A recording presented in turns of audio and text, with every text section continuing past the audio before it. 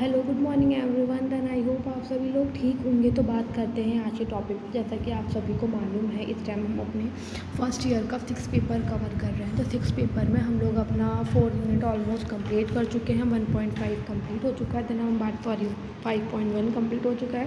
अब हम बात करेंगे 5.2 पे। तो 5 पॉइंट क्या है? Strategies for teaching hand writing. रणनीतियाँ बनानी है हमें यहाँ पे हैंड राइटिंग की। उसके बाद हम बात करेंगे अडेप्टेशन पे, अनुकूलन क्या होता है, फिर स्पेलिंग पे, स्पेलिंग में फोनिक्स एंड स्पेलिंग रूल्स हमें जानने हैं। उसके बाद हम राइटिंग एक्सप्रेशन बात करेंगे। पहले एक एक करके टॉपिक्स को समझेंगे कि हमारी स्ट्रैटेजी फॉर टीचिंग क्या है, हैंड राइटिंग एडेप्टेशन क्या है, spelling phoenix and spelling rules क्या है, एंड राइटिंग एक्सप्रेशन क्या है। तो पहले हम एक एक टॉपिक को पढ़ेंगे, उसके बाद हम उसे समझने की कोशिश करते हैं। तो आगे चल के अपने टॉपिक पे आते हैं। पहले तो फर्स्टली यहाँ लिखा हुआ है लिखित निर्देशों के 4 मुख्य सिद्धांत हैं, जो मतलब आपकी लिखावट है, हस्तलेख है, उसको मोस्टली 4 प्रिंसिपल्स फॉलो करते हैं एक सही लेखन के लिए। फर्स्ट है हमारा पेंसिल पकड़, उसके बाद है हमारा गठन, फिर है हमारा सुपथ्यता, उसके बाद है हमारा गति। एक एक करके पढ़ते हैं और समझने की कोशिश करते हैं। फर्स्ट है हमारा पेंसिल पकड़, मतलब ग्रिप। हमारी ग्रिप के बारे में बात हो रही है यहाँ पे। जब बात आती है कि बच्चे को पेंसिल पकड़नी है तो सही और गलत पकड़ होती है ना। हमें जैसे हम एक तरीके से लिखते हैं बचपन में, हम एक अलग वे में ही पेंसिल पकड़ते, जैसे जैसे हम बड़े हुए हमारा एक पेंसिल पकड़ने का प्रॉपर वे हो गया। तो अब क्या, हम जब हम बात करेंगे हमेशा अपनी पेंसिल पकड़ की, तो हम 2 तरह की पेंसिल पकड़ की बात करते हैं। एक होती है सही और एक होती है गलत। सही पकड़ जो सही पकड़ होती है उसमें पकड़ने और जो अंगूठा होता है और मध्य उंगली के खिलाफ पेंसिल को पकड़ते हैं, ठीक है, के रूप में वांछित आरामदायक और कुशल पकड़ होती है। जब हम अंगूठे और अपनी तर्जनी उंगली और पकड़ वाली उंगली का यूज़ करके, 3 उंगली का यूज़ करके अपनी पेंसिल को प्रॉपर वे में पकड़ते हैं, तो वो तो क्या होती है, हमारी कुशल पकड़ होती है। जबकि उससे क्या होता है, हम आरामदायक होती है, कुशल होती है। जो हम चीज़ों को लिखते हैं तो उसमें हमारा हाथ नहीं दुखता, हम थकते नहीं हैं। जबकि गलत पकड़ को पूरे हाथ से पकड़ ले हो या फिर अपनी दूसरी उंगली से का यूज़ करके पकड़ ले, तो उसमें क्या है, आपको अक्षर को बनाने में भी प्रॉब्लम होगी और आप थोड़े टाइम बाद अपनी क्या थकन महसूस करने लगोगे लिखते टाइम। आगे बात करें, आगे क्या लिखा हुआ, पेंसिल पकड़ वाले छात्रों को पेंसिल पकड़ जैसे उपकरण का उपयोग करने से या अनामिका और छोटी उंगली के चारों ओर एक रबड़ लपेटने से लाभ हो सकता है।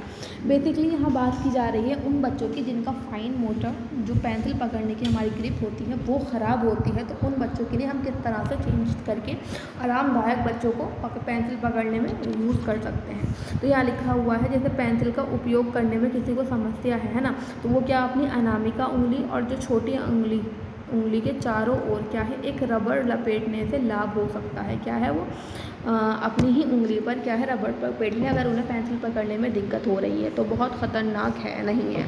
उन्हें हाथ से घुमाने के लिए आप पिंच और स्टिक ट्रिक भी सिखा सकते हैं। स्टूडेंट पेंसिल को पेंसिल के अंत में उसके विपरीत रूप में दिखाया जाता है।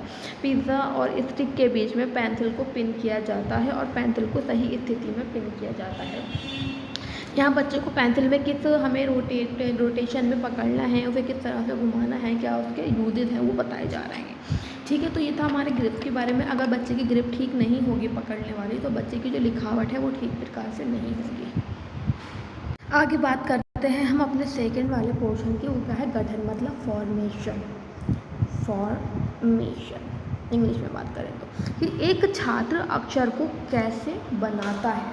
छात्रों के लिए, बच्चों के लिए मॉडलिंग की संरचना में सीधी रेखाएं लिखना आसान होता है। जब भी हम बात करते हैं अक्षर को, तो अक्षर से पहले हम बच्चे को लाइनिंग वाला कॉन्सेप्ट सिखाते हैं कि बच्चा मॉडलिंग के थ्रू किस तरह से सीधी लाइन्स बना सकता है।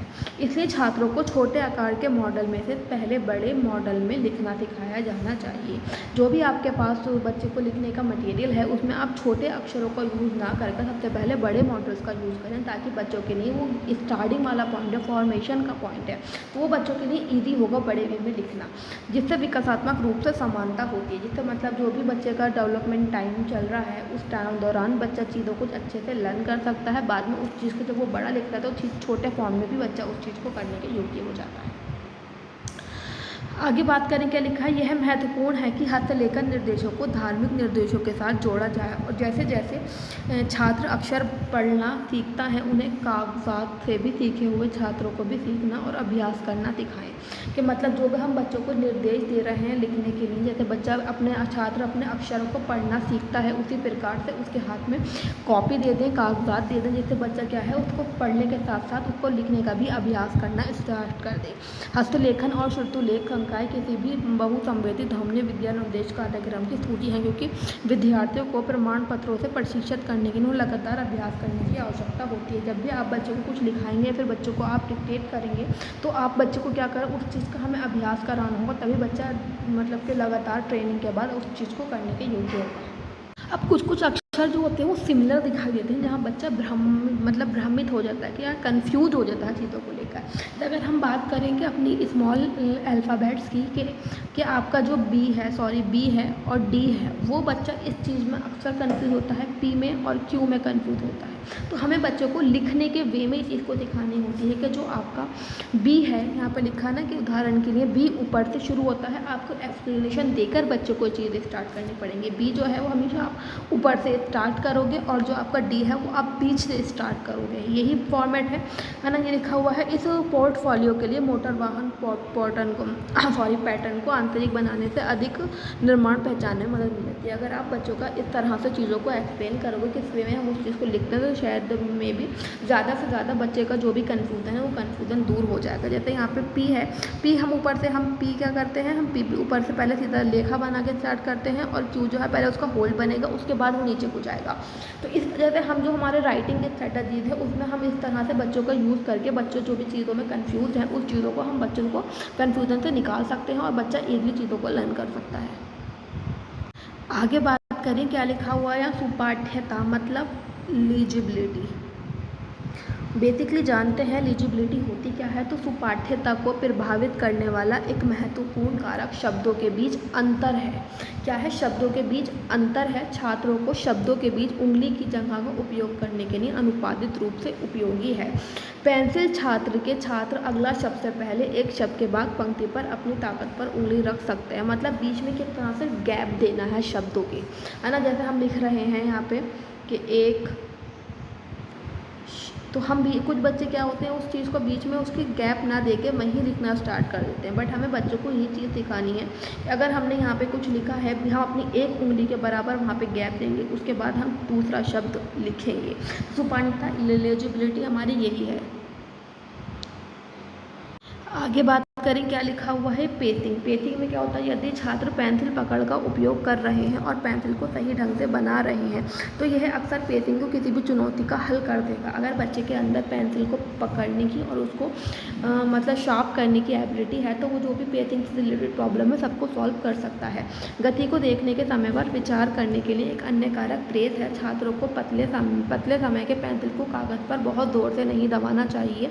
मतलब किस तरह से आप पीस कर रहे हो। कुछ बच्चे पेंसिल को ज़बरदस्ती पेपर पे लगाकर गड़ा कर लिखते हैं, वहाँ पे उस चीज़ की पेसिंग की बात चल रही है। यहाँ पे क्या लिखा हुआ है, कागज़ पर बहुत जोर से दबाना नहीं चाहिए क्योंकि ऐसा करने से गति में थकान होता है। जो भी आपकी स्पीड है वो क्या होता है, वो उसमें आप थक जाते हो ज़्यादा लिखने से और पत्र उत्पादन की अवधि बहुत कम हो सकती है और जो भी आपका पेपर है उसकी जो अवधि है वो लंबे समय तक नहीं चल सकता क्योंकि वो उस चीज़ पर ज़्यादा जोर पड़ के वो चीज़ वीक हो जाती है। लेकिन अगर वे बहुत पतले से दबाते हैं, मतलब आप कम उस पर दबाव डाल रहे हो पेंसिल पर लिखते समय, तो ये ढीले ढाले प्लास्टर का संकेत हो सकता है।